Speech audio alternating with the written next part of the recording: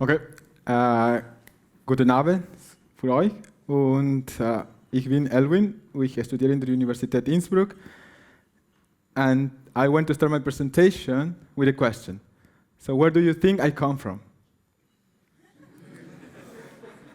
Yeah, most of you could guess that I come from Peru, South America, right? And what language do I speak?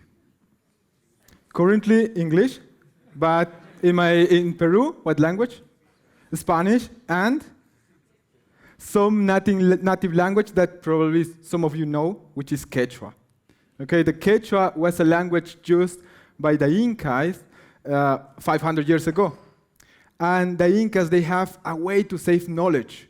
And this was through a quipu. This is a quipu that stores knowledge. And this is information. This is data. And how it's built. For instance, tonight we will say, we encode this rope.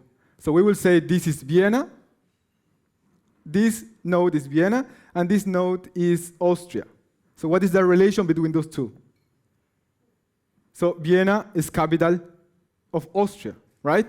So this kind of information can be stored in this kind of node. Now with computer science, we can store in the same way, but encoding and maybe building a huge and large quipus like this, but in the digital world. So basically, if I want to add more information about Vienna, for example, what could I do? For instance, I could build more. I can add the population of Austria. I can maybe add information about the flag, about how many regions there are. So a lot of information. This is a quipu that stores information about Austria, in this case. So if we want to link, let's suppose that this is a European knowledge graph, or European quipu, let's say, and we want to store the Austrian information. So we just plug in here and link it. And the information is there already. So that's fantastic. But it only can be understood by us because we encode it on this way, right? So there are many ways to encode a quipu in different colors, different types of nodes.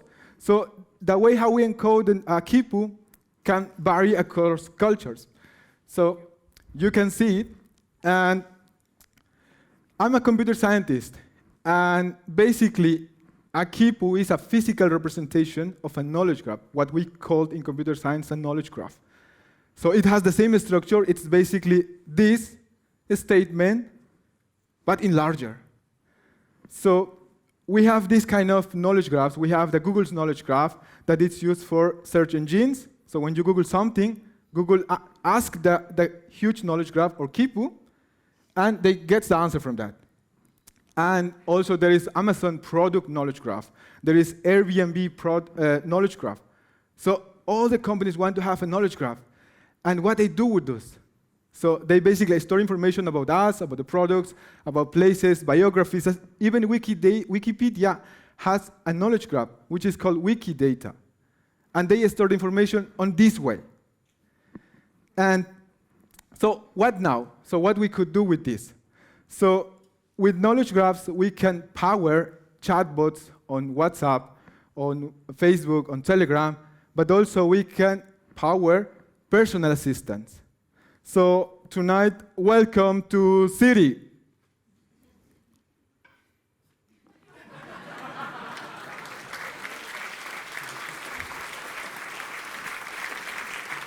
So Siri, basically, she understands English, so we could ask a question. So how are you, Siri? I'm fine, thanks. Okay. Now, what about German? So, wie geht's, Siri?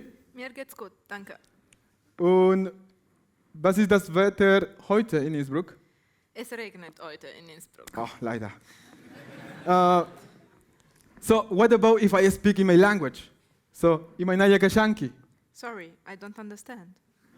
That's the question, right? So there are communities that they don't have enough technology or power to build this kind of quipus or knowledge graphs in the digital era. So they don't have the ability to produce this kind of applications. But now the idea what I come with was to build a Quechua knowledge graph. So I built a knowledge graph in the digital world, and I connected to Siri. And now she could understand me. So if I say, for example, "Ima inaya kashanki?" Ajime. So she's replying, I ask, "How are you?" And she says, "I'm good, I'm fine." And Iman Peru capital. Capital Peru, Lima.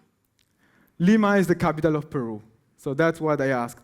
So the idea of having these knowledge graphs is to basically empower applications. But when an underrepresented community, they don't have a knowledge graph, or they don't have enough technology or power to build these knowledge graphs, so we are losing knowledge. And this technology was built 5,000 years ago already. So we should look a little bit to the back, to the past, and learn from ancient cultures. See how they are building, or they save the knowledge, and why we are doing the same nowadays, but with different technologies. So to finalize, the idea of bringing this knowledge graph to life will help underrepresented communities or minority communities to basically empower them and take their knowledge into the digital era. Thank you for your attention.